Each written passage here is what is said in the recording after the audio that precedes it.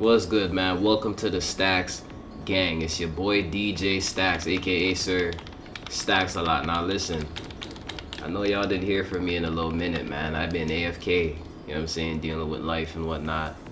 Had some situations going on.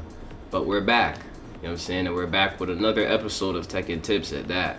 So check this out. As you can see by the title, this one is about Kazuya's one and only punch parry. I haven't made a video on this yet.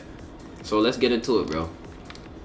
Kazuya's punch parry is very unique and very underrated, if you ask me, simply because, for one, it's a mid. Two, it wall splats. And three, it's safe on block. Let me show y'all the frames right quick. -9. Just a frame away from being punishable with a 10 frame jab. But the fact that it's safe on block makes this even more of a scary move to use against your opponent. Simply, well, it's a punch parry, bro. And the thing about it is, I notice a lot of players since the release of season 2, you know, Kazuya got this new move, down 4-3-1. I noticed that damn near everyone I fight against has like the same exact reaction. They always go for a jab after this. 9 times out of 10. Yes, of course. There's a rare couple instances I would come across where someone might grab me, get the throw punish, or they might do something else. But 9 times out of 10, y'all, you do this, especially against the wall when you're right, when there's no pushback, they will go for a jab for whatever reason. Now, mind you, this is also safe on block at -6, so you have more than enough time. If you even expect the jab, you can crouch, but this is about the punch parry. So this right here is a great setup for the punch parry, especially against the wall. You know what I'm saying? You do this, they'll go for a jab, that's a free punch parry into wall splat, wall blast, balcony break, etc.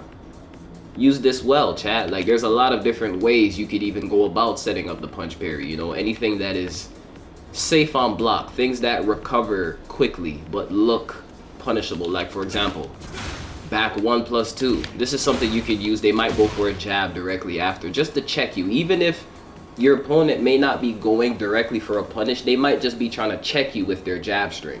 Because, you know, a lot of players, or at least some players, understand that the jab string can be used to set up offense or even defense. If you play Kazuya and if you've watched my gameplay, you've noticed that I use the jab, the double jab, a lot.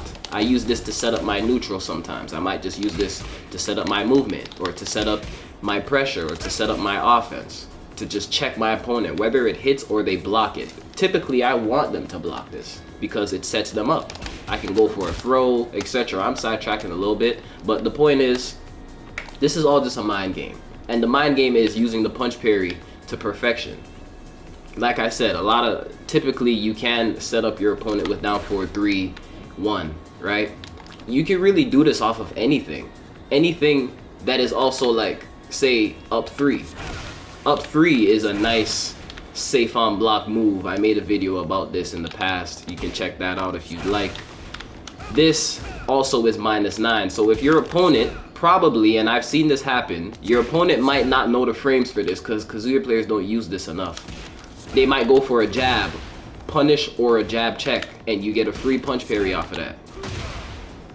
Mind the pushback, but you get the point. You know what I'm saying? That's a free punch parry right there.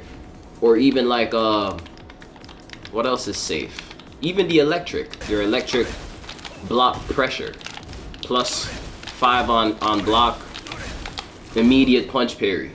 There's many ways you can utilize this. Hell, bro, you can even just throw this out in the neutral. It's very safe. You cannot get punished for doing this. The only downside to it is it's very steppable. It has absolutely no tracking, and it is 25 frames slow on the startup. But the thing about slow attacks, I should probably make a video about slow attacks in Tekken. Slow attacks are very underrated when it comes to catching your opponent off guard, because sometimes a move being slow actually benefits the player using it. You get what I'm saying? Like, you could do something so slow that your opponent might react and then not know what to do because it's so slow. You know, it's like almost like a reverse psychology type of thing. But this right here, the punch parry is one of them ones, because they might see this and they might even assume that it's like a forward two. They might not pay it. They might not, you know, your opponent might not be paying absolute attention. They might mistake it for the wrong move. And realistically, this does look very punishable. You could, like, it looks punishable, bro. You can damn near do a punch parry right after the punch parry to set it up. Let's be real, like, you could dead ass do punch parry into punch parry, because your opponent might go for the jab after that, not knowing the frames. Remember, a lot of Kazuya players do not use this move, especially in the neutral. So a lot of players, in the heat of battle, in the heat of the moment, may not be ready for the frames. They might not even know that this is safe on block until they try to punish it. They're like, oh shit, I can't punish, bro. What do I do? You know what I'm saying? It's all a mind game. So utilize this, chat. Add this to your arsenal of Kazuya madness. You get what I'm saying? I have multiple videos about Tekken tips and Kazuya fundamentals, things that I use to really get in my opponent's head and to excel in the neutral game, in this quote-unquote chess game of Tekken, even though we all know Tekken 8 is very interesting in itself. But with that being said, I hope this video helped you out.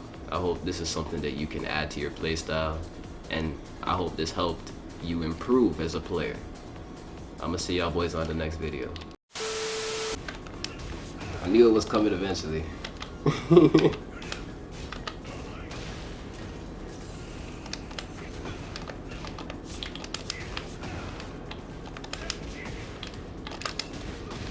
Oh. Okay, bye.